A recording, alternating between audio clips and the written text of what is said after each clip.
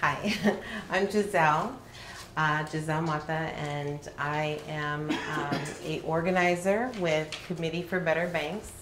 Committee for Better Banks is a coalition of current and former bank workers, consumers, nonprofits, unions, and community groups that are coming together to hold banks accountable in regards to the fraud, predatory lending, sales goals, and worker abuses that they are doing to our community. So I've been part-time working on this Committee for Better Banks since 2015. I've been part-time with a community group that is called ACE. I don't know if you've heard of it, but ACE is Alliance of Californians for Community Empowerment. ACE is an organization that is ground up organizing. So they work to address issues in low to very low income communities. Whether the issues relate to, we have several chapters. We organize by chapter. We have a Home Defenders League, which is where I came in, defending my home from a foreclosure in 2012. They have a tenants chapter where we're working on the corporate landlord issue because we see this as the next wave of where the crash is heading. We also have district chapters within LA and surrounding cities that we organize. Sometimes it's city services, trash in the alleys, trimming the trees, busting up sidewalks, and basically just finding the money within City Hall to get these issues addressed in the community that we're paying for, but we just don't get those city services, particularly in communities of color. So that's where we organize. And I worked with ACE for a year, again, as a home defender. Because of the work ACE did, we're still in my home to this day, and currently on track to pay off my mortgage when I'm 88. So working for ACE, we were approached, I was approached because I was only part-time to partner with CWA, Communication Workers of America. CWA had a committee called Committee for Better Banks, where they began to hear about worker abuses within the financial industry, frontline bank workers, tellers, personal bankers, who were subjected to these sales goals that pretty much were impossible to hit. 10 new accounts per day. As a consumer, you probably know, going into a bank that you bank with, the likelihood of you opening a new account is very slim. Well, on any given shift, a worker had to open 10 new accounts, and if they didn't, they would be terminated. So they committed, some instances, they committed fraud. And we saw this as worker abuses because you either committed the fraud or you'd be terminated. And once you get to talking to some of the workers, you realize the people that got promoted were the ones committing the fraud. The people that didn't get their sales goals hit were the ones that were terminated, right? And as I started speaking to workers, current and former, I realized that many of them were driven to alcoholism, cutting, hair loss, stress, workers' compensation issues. It was really a really severe issue for some of the folks that, depending on who your manager was, of course, some were harder than others, but a widespread, the problems were escalating and workers had no resources to go to. So we knew we needed, one, to understand what these sales goals were doing to the workers. Two, how do we merge what the consumers were experiencing from banks with the worker issues that they were experiencing? Because the one thing that we knew to be true is that these workers that were peddling these wages were not benefiting. Only the CEOs and Wall Street and you know, the shareholders were benefiting from what was happening, right? The narrative out there was that these workers were committing the fraud for their bonuses, but that's not what was really happening. They were just trying to save their jobs, because if they didn't open 10 accounts a day, they'd find a reason to terminate you, okay? Whatever that reason may be, it was done and it was not questioned, because their HR department, particularly in Wells Fargo, did not work on behalf of the individual worker. It worked on behalf of protecting the bank. So if you reported a problem, you were deemed a problem, and you were terminated based on some made up situation. And then as a home defender, I started, you know, obviously organizing homeowners to address the issues of the predatory loans, getting them to be able to modify their loans. These pick-a-pay loans were peddled in communities of color. These pick-a-pay loans were peddled through churches. Reverends were given $500 to peddle predatory loans to their congregations, and many people signed up. Yes? What do you mean by pick or what? Pick-a-pay loans. Pick-a-pay loans are what allowed people to get foreclosed on, essentially, because they were the adjustable arm, and when the loan would adjust or amortize, or the interest would go up, it would change the mortgage payment. So a mortgagee would start off at like, oh, my mortgage is only $900, but in 3 years it jumped to $2,000. So, but that was all in the fine print. Based on what the interest rate was at Right. that Yeah. So they just essentially just imploded people's mortgages and put them out, essentially. So we knew that these loans were peddled within these sales goals. So the sales goals were how the banks got rich, right? And they did it through fees. Just in 2016, just in the first 3 months of 2016, Wells Fargo, Bank of America, JP Morgan Chase all saw an increase of 3 to 4%. Overdraft fees alone totaled $11.16 billion, which was 5.5% of the bank's pre-tax profits. Service charges for deposit accounts just in Wells Fargo were $5.17 million, 6% of their total revenue. Card fees for their credit cards, $3.7 million, 4% of their revenue. And then other types of fees, $18.7 million, 21% of their total revenue. So you can see it's very profitable for the banks to use these sales goals to bring fees, service charges to within the bank via the consumer. So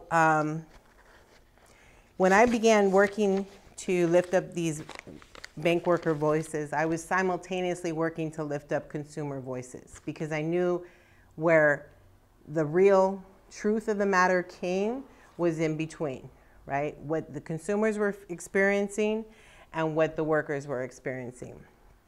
But in order to get folks to listen, we had to have an elected official that cared enough to do something about it. And that elected official came in the form of Mike Fiera, city attorney for Los Angeles, okay? Mike Fiera filed a lawsuit in May of 2015 against Wells Fargo for these fraudulent credit card accounts, from basically any account, savings, checking, debit, you name it. 3.5 million of them were pushed out on our community, right? When he filed this lawsuit, we were already talking to workers, because the one thing we know to be true is that between the consumer and between the worker, somewhere lies the truth. So we were going to make sure that Mike Fiera knew we were going to make a point to bring him workers to tell the truth, because the narrative was going to be something very different from the community. As you probably heard, John Stump, CEO for Wells Fargo, said, oh yeah, we laid off 5,200 workers that were committing fraud. No, they laid off the ones that were the whistleblowers. And they promoted the ones that committed fraud. So that was the narrative. But we brought workers to Washington, D.C. to make sure. I'm going to just hand this over to you. And then you just pass it to your neighbor. To make sure that we got at least our legislative body to understand what these workers were experiencing. And there's some stories there that'll give you some indication as to what they were experiencing. But we knew that the more we can get the workers to talk and the more we can get the consumers to talk, we can make a real difference in what happens locally and nationally. But I got to tell you, internationally, America is considered the race to the bottom for the banking industry. All of the banks, Brazil, Spain, Germany, UK, they're unionized. Those workers can hit the street within an hour by the thousands. But over here, we're the third world country of banking, right? Worker abuses, check, right? Consumer abuses, check, right? We've got it all. Predatory lending, payday lending. These are all wealth extracting ways that the bank gets us as consumers. So the international community is also funding this work because they know that in order for us to change a system, we have to adopt some of the successful models that are going on in other countries. And it's very successful in other countries. Countries like Brazil have fair wages, livable wages for their workers. They get like 60 days vacation throughout the year. It's ridiculous. We were so surprised at how much vacation, parental leave, things that we wouldn't even consider as an option to ask for, they acquire very readily in other countries. So this is something we knew that is working successfully elsewhere, and they don't have this financial crash that our nation saw in 2008, right? We affected them, but they didn't have the main structure of our economy go into recession. So essentially what we have is community coming together to create a committee for better banks to really hold banks accountable at every level. And we do that through partnering with community groups and making sure that our community has a voice in what's going on.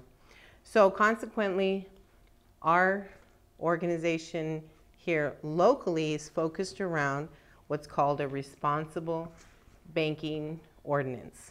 Okay, we're moving this legislative piece through City Hall right now because it's the city that reaped the most benefits. When the lawsuit was finally settled with the city attorney's office, Consumer Financial Protection Bureau, our federal regulators, got $100 million, and then the city of Los Angeles got $50 million in the settlement from Wells Fargo.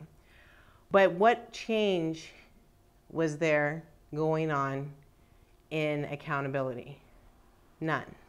Okay, it was just business as usual.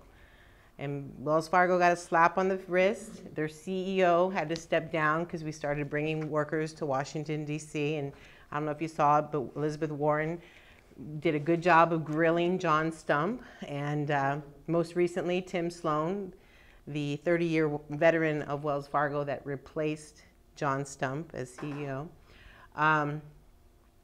did a good job of grilling him based on the information that our workers in the committee provided to media and to, Democrats on the Hill.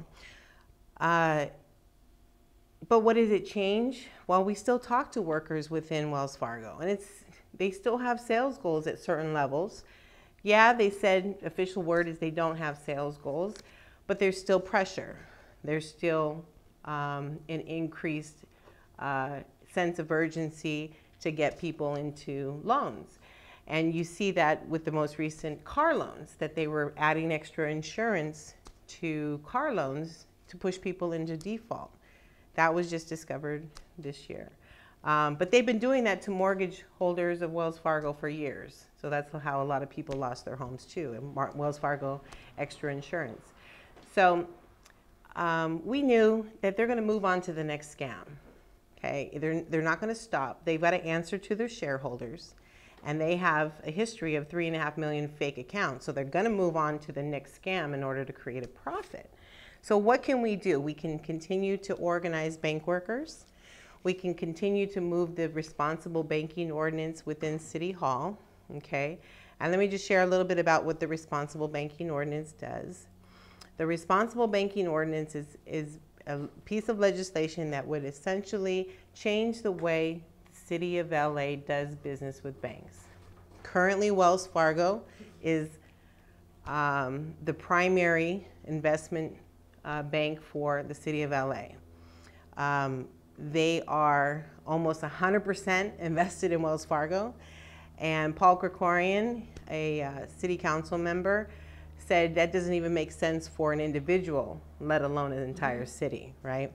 But that's the way it is, and that's the way it's been. But we want to change that, okay? We want to make sure that this responsible banking ordinance has whistleblower protections. It has the ability to cut the contract if it's found that the bank has committed fraud. And we want the bank to upfront sign an agreement and say, I don't have sales goals. And we don't use sales goals because, you know, we want the city's accounts. So we'll say basically anything to get those city accounts and to be the bank selected by the city.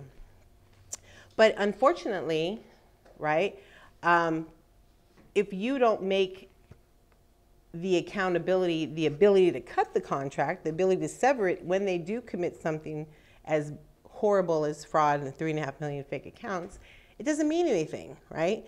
So we're working very hard to attach the responsible banking ordinance legislative piece and make it as strong as possible to the RFP, which is where the banks bid on contracts for the city, right?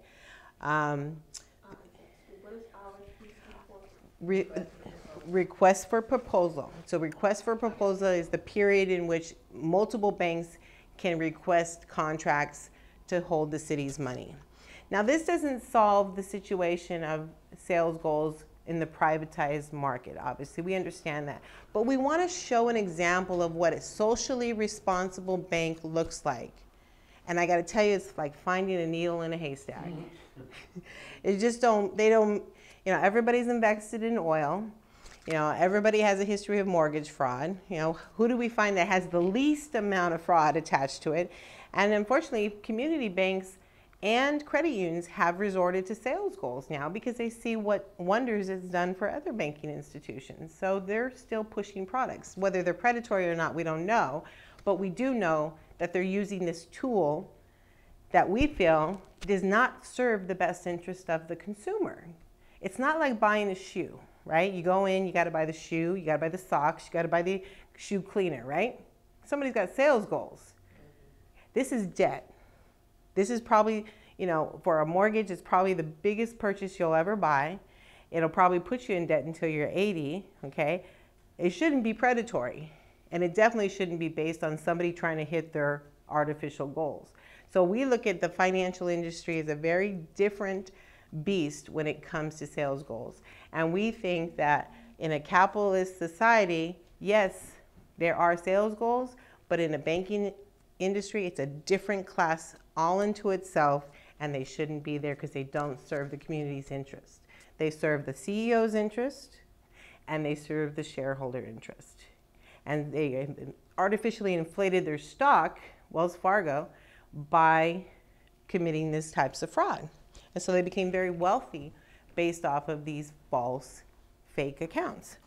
So, and these are just some papers that I brought so I could share with you about the types of debt that people are experiencing. And it's done a lot of times through sales goals. And it's very timely that you guys are talking about financialization of our economy, because it's very true that what we're all experiencing is targeting of our most vulnerable communities, whether it's students or whether it's single women, seniors. A reverse mortgage, anybody ever heard of a reverse mortgage? Okay, so Just go into that in case yeah. So reverse mortgage is basically preying on seniors as a solution to their economic problems. Based on your equity, you can reverse your mortgage. Essentially, if you owe anything on it, you take out, if you need cash, take out a loan, but otherwise you sign up to basically have them take 4.5% interest and you not make any payments, and your equity is essentially zeroed out for as long as you live. But what if you outlive your equity? You're still paying your taxes and you're still paying your insurance, but what if you outlive your equity? So all I'm saying is that you have to be able to understand that if you live longer than your equity, you may be homeless if you do a reverse mortgage. Basically, the bank buys your house back. Like, Essentially, right? Yeah. Oh, this is something else. Yeah. Well, there's the other thing that they can base it on the, like if let's say for instance that a couple and the husband is older than the wife, and so they'll base it on if they can get more equity out of it, the older on the older spouse, and then that spouse passes away. Right. And it's not, and there hasn't been provision, so then the bank can come and take the house, and then the widower is left. Yeah. Nothing.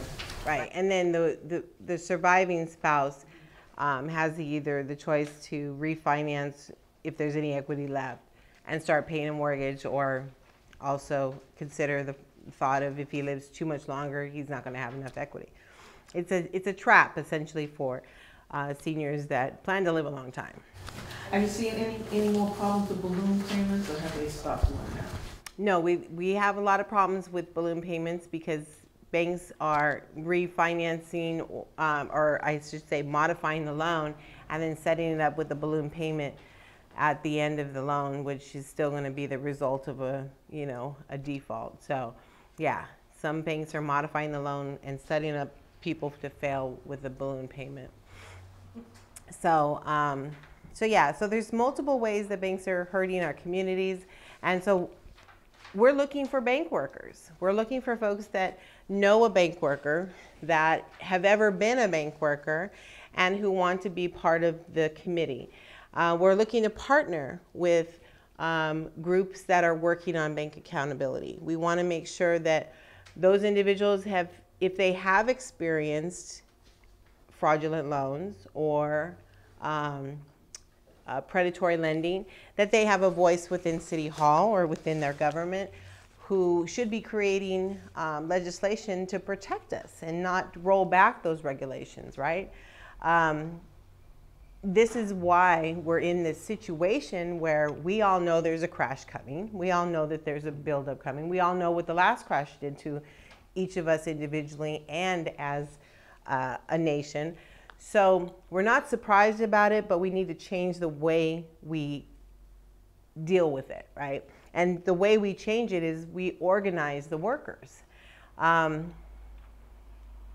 If anybody had any questions, now is probably a good time to open that up. Is a part of it, the solution, are they talking in your organization about public banking?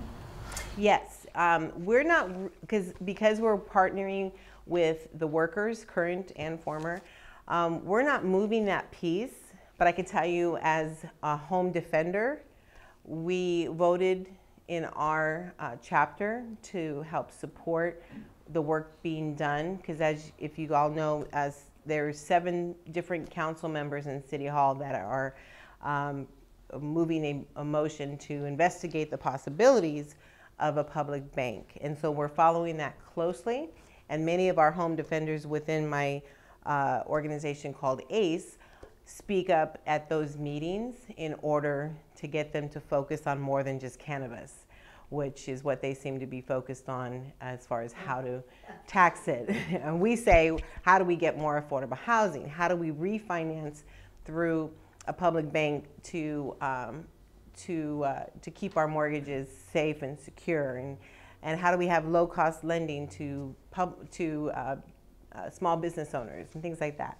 So they're focused on cannabis, and we have to bring our consumers in to focus on the real issue, which is affordable housing and small businesses in the community. Why are they focused on cannabis? Because at the federal level, it's a Schedule C drug, which means it's illegal, which means they can't tax it. So essentially, we have dispensaries bringing in bundles of money saying, we want to pay our taxes, here's the cash. So our city hall is essentially laundering this money, and so is the, government. I mean, essentially, how do you tax something that's illegal at the federal level? Well, they're trying to figure out how to do that, and we want to support the efforts, but we want that public bank to serve the interest of the community and not just the cannabis community, because that's what's important to our consumers and to our members. But no, as far as Committee for Better Banks, we're trying to make the existing, not the wishful thinking. We want to make the existing system work for us as a community and for the workers, because that's still a pipe dream, unfortunately. No pun intended. There's a group called Divest LA that came to speak here about public banking. So there's a video on YouTube where their talk here, and that's pretty informative. So you can. Yeah, Divest LA is also working on the public banking, and we talk frequently with the organizers in that group to try to help support that effort where possible. Yeah. But that's, like I said, our home defenders are doing that, not Committee for Better Banks. Yeah, how, in terms of the rescission provision in the contract, the one that would say that if there is fraud, that the contract is rescinded, that is extremely important. And I'm wondering who makes that, who will make that decision, and how would it be enforceable? I mean, in terms of what's being proposed in the ordinance. Well, we've been able to hold off the request for proposal, the RFP, for a time being, because we put enough pressure on the Budget and Finance Committee. The Budget and Finance Committee is the one that decides within City Hall what moves when it comes to the financial aspects of City Hall.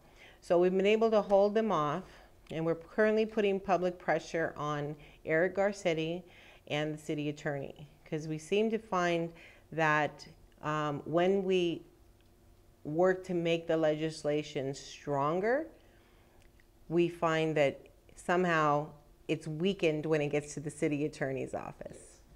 So we're working closely with advocates within the city council ranks, Paul Krikorian, Paul Koretz, Nuri Martinez. These are advocates to the organization, but realize that city attorney has the final word, and so does the mayor. So I have a script here and some emails of our targets, so I'm going to pass that out because I wanted to make sure that you all had an opportunity to reach out to city council. And I know this is Santa Monica, so maybe you all live in this area, not in the LA area, but it doesn't hurt to give them a call or an email. And what body, what body would be making the decision? Assuming Budget and Finance. Yeah, Budget and Finance would be making decisions to either move forward the RFP, which would basically, if they move forward without making the RBO, the Responsible Banking Ordinance, strong, then we've got a bank for 5 years that probably is just as corrupt as Wells Fargo, just a different name. No, I mean, in the event of a rescission, who would make the determination that the particular contract that the consumer had was fraudulent? It's a contract between the city and the bank. Yeah. Oh, okay. The city is investing their pension funds Yeah. on city investments. It's just between the city of Los Angeles and one financial institution. Oh, okay, so it doesn't affect the people who actually get loans. It's just that if they determine that if there's been a pattern and practice of fraud, that then they could say that they want out of the contract and look for another bank. They don't have the city's business. That's the ideal situation, yeah. We want to be able to put some teeth into the legislation so that in the event that a bank is considered to be, peddling bad loans or doing things like what they did with the Dakota Access Pipeline or whatever you name it, we should at least be able to cut the contract in the very minimum to choose another bank. And, and that's why the RBO is so important. And it should move with the RFP. If you release the RFP, you're done. You're locked in with another bank, no guarantees on what we're going to get. So we've been holding off the RFP for, for a while now because we feel like this is where we have to hold the line.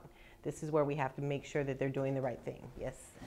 When you talk about the bank to serve the community interests, that's where you're going to be able to put in the wording for the responsible banking ordinance, right? Yeah. Okay. And the RFP? Is that what you're saying? Well, for instance, there's this firm that just made a contract with Puerto Rico. Okay. From Whitefish, Montana. Mm-hmm. And they have $300 million. Okay. And in their contract it says the United States or anybody else can't investigate them for how they spend the money. Well, that's nuts, but that's what's in their contract. Isn't there some way that in this responsible banking ordinance wording could be put that the minute that their fraudulent behavior is discovered, they're out?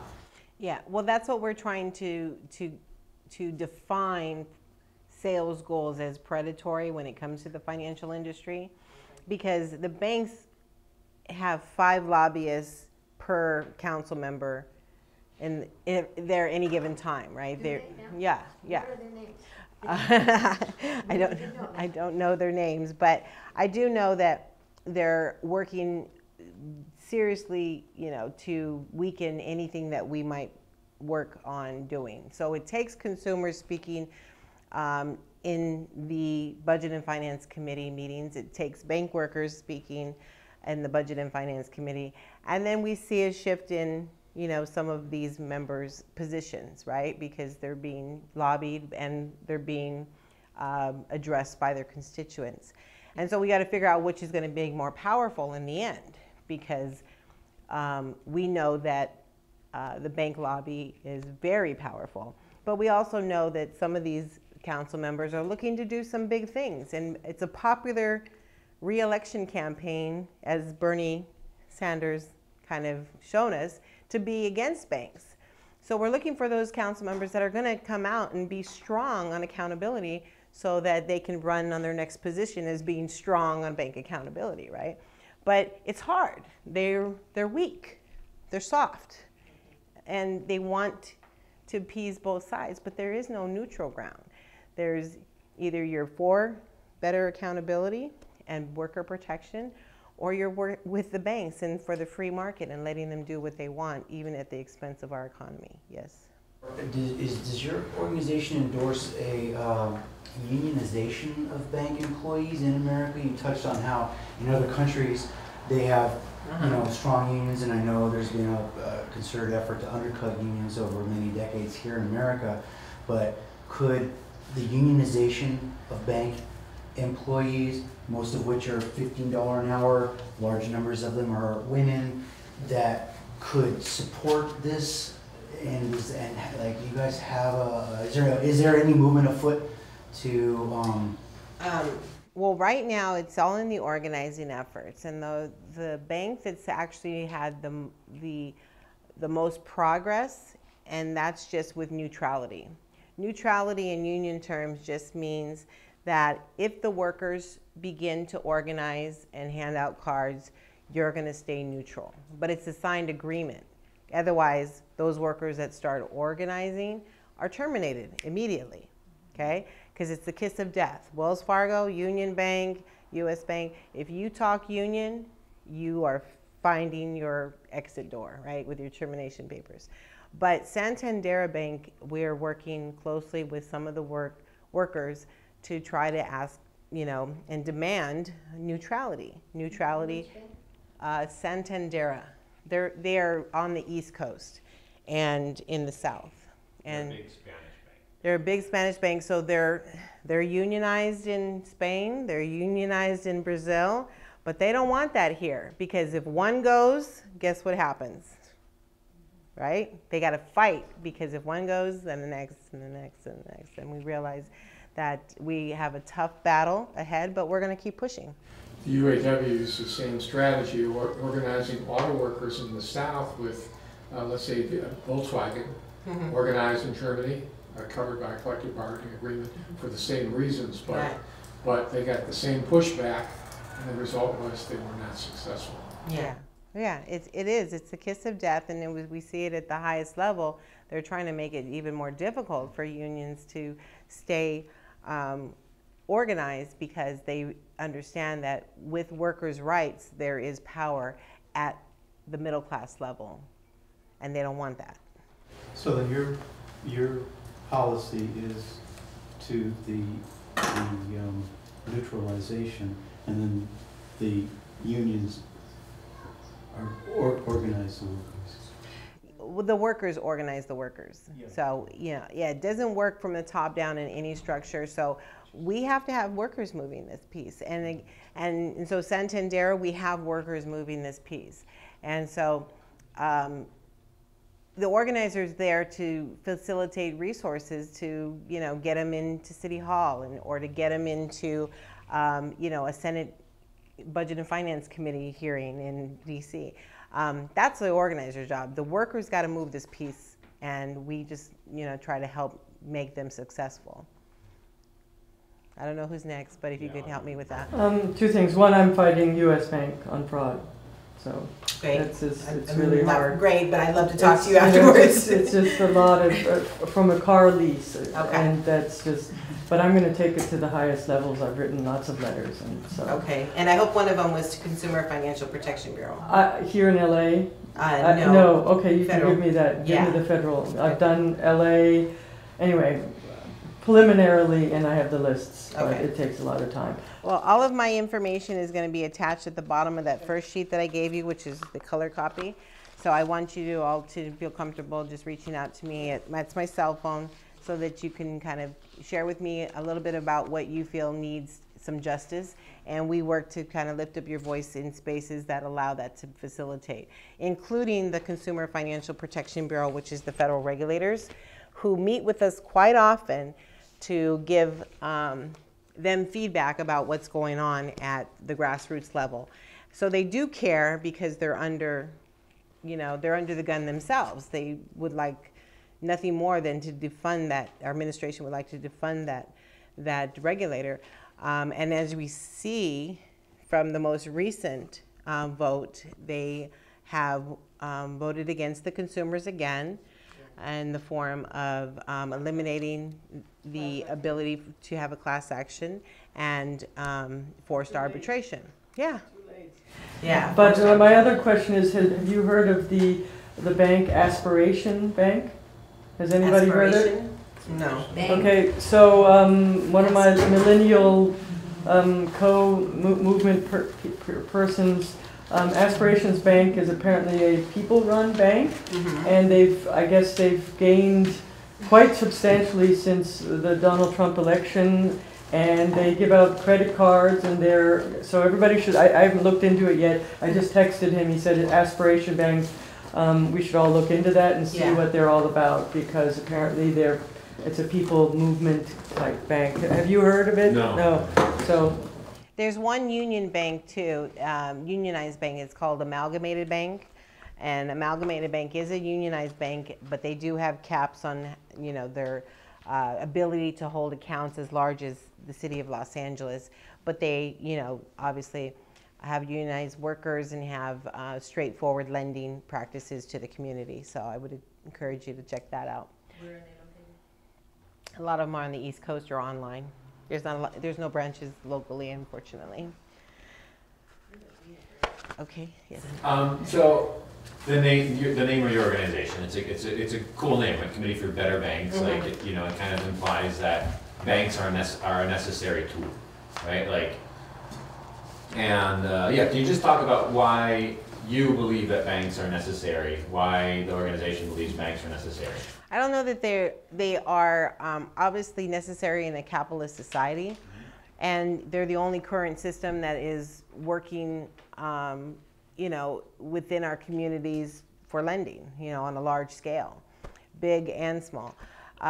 So we're working to improve what is our current system, and I think everybody in this room probably would agree that it needs a lot of improvement. So just like the conversation about public banks, it's a great conversation to have, but it's not our current system. Somebody's got to work to move that piece.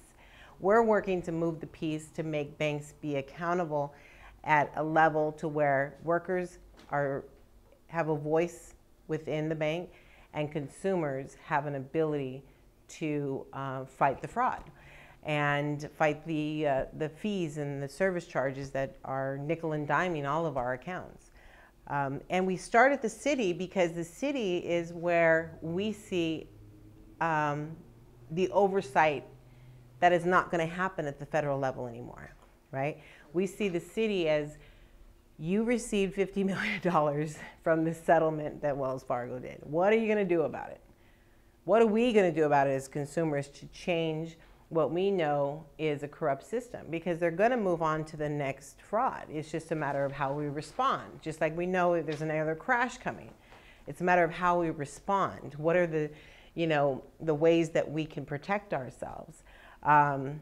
You know, after almost losing my house in 2012 and becoming an organizer, you know, I don't have any credit cards anymore since 2012. It's cash and carry, because I learned my lesson. What did we learn from the last crash? And how do we go about changing the way we do business with banks? We divest, just like we're asking the city with divest, we divest from banks that do not meet our financial needs, who do not have our best interest at heart. And or maybe it's just about investments in pipelines. We individually can do that, and we can share that with our friends. And then, you know, and make decisions based on what is not just good for us, but what's good for our society when it comes to banks. But we're working within a system that does not have our best interests. So we're trying to change that system rather than create a new one, because that's a big lift. Creating a new banking system is a big lift, especially right now with the federal government, and especially what they care about right now, which is where to house all the cannabis money. So, I'm sorry. Do you have a, excuse me? I think Sharon had a question. Just a quick question. I was curious whether they're organizing credit unions, which is a consumer cooperative, so I guess there's some kind of accountability to their. We'd love to talk to those bank workers too. We just don't see them as being agitated. Like, you have to be agitated to step into this realm, because many bank workers that were whistleblowers ruined their career or had their FINRA license, their ability to sell insurances, destroyed because Wells Fargo blacklisted them from any financial industry just based on the fact that they were, hey, this coworker of mine is committing fraud. You're terminated and your career is destroyed because you're a whistleblower, and they don't want that. Hey, we really need a union here. It's so important because, workers are being abused. You're terminated and your career is destroyed. So these are the kind of things that are happening, but, as an individual worker, you're not sharing that with anybody. You just move on and you survive. But we need those stories to come to light. We need those workers to step forward and speak up, because it's the only thing that's changed the way John Stump dealt with, Wells Fargo. Yes. What a perfect reaction, and two reactions. First, to your presentation as a whole, which was excellent, and just a perfect case study in the downside to financialization of the economy. Profitability without production, creating no new value, generating additional revenue by squeezing the labor force to generate fees for purposes of enriching the CEOs and the stockholders of the banks. Perfect illustration of that. Yeah. But going to Andrea's issue about public banking versus regulatory kind of Oversight, initiatives. yeah. Yeah, I don't think they're mutually exclusive. I think they're complementary. I think we got to recognize the world that we live in. And I would put my effort in what limited energy that I have in support of public banking. That's where I'm philosophically in tune. But I don't see them as in conflict. I would also be running to the opposite side of the street for a resurrection of a 21st century Glass Steagall bill. That'd be perfectly fine with me as well. So I think we gotta be open to a patchwork quilt of solutions. That's how we're going to move forward. But I don't think if we have a public bank that we want to see sales goals either.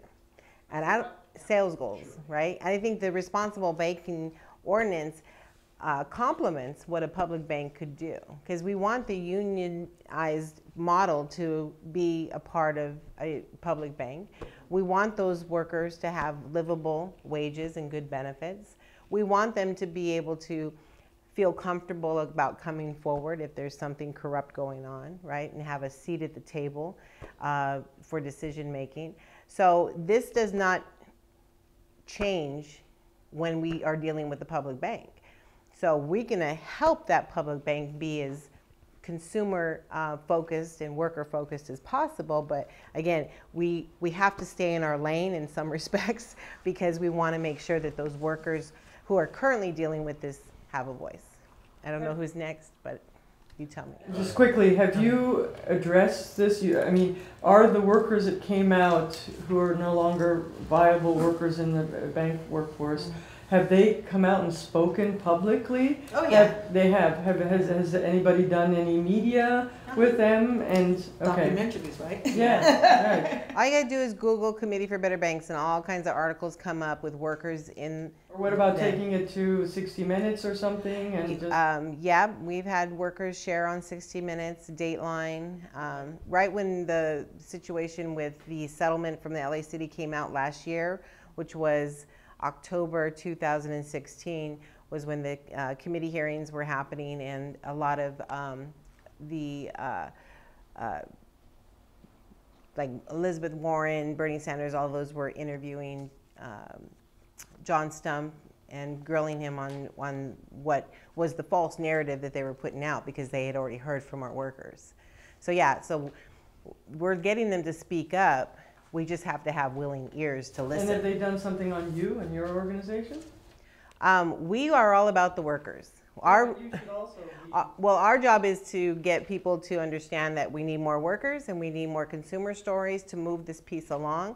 And we need more partnerships with grassroots organizations that are working on issues of financialization of our economy, because obviously that is a very real part of our daily lives. And for those that are in the know, like this group obviously is, that it's detrimental to our future if we don't address it now. I just wanted to ask you if there are any other ways that we can expose the fraudulent bank practices. I would say the best resource is going to be to reach out to your council members or the folks that are making decisions, because we plan to make this legislation in LA as strong as possible, right? Based off of workers' stories, based off of consumer stories, and sharing those in the right spaces, right? But once that's done, and we will achieve it, we're going to duplicate this in other cities that we're organizing in. We're organizing in Dallas, we're organizing in Minnesota, we're organizing in New York, Florida. A lot of these grassroots is being moved by bank workers. But at the legislative pieces, we want to get it right in LA, where the lawsuit happened, so that we can duplicate it in other cities. And I understand, Seattle is divested, and even the state of California, John Chang, has divested. But I got to tell you, all banks are corrupt. So it doesn't matter if you divest from Wells Fargo, you're going to move your money into a Bank of America. They're just as bad. They just haven't been caught. We have a worker that came forward and told us that JP Morgan Chase, has $30 billion in reserve just for when they do get caught. It's not doing anything but waiting for the next settlement. 30 billion. I was wondering, we have like 10 minutes left for your talk.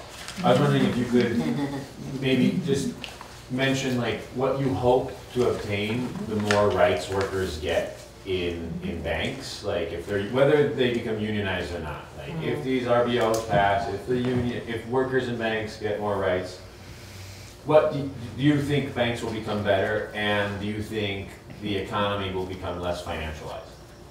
I think that when you have workers who have a voice within the boardrooms and the executive meetings, you have a good start, right? Because we understand that unions are under attack more so than ever.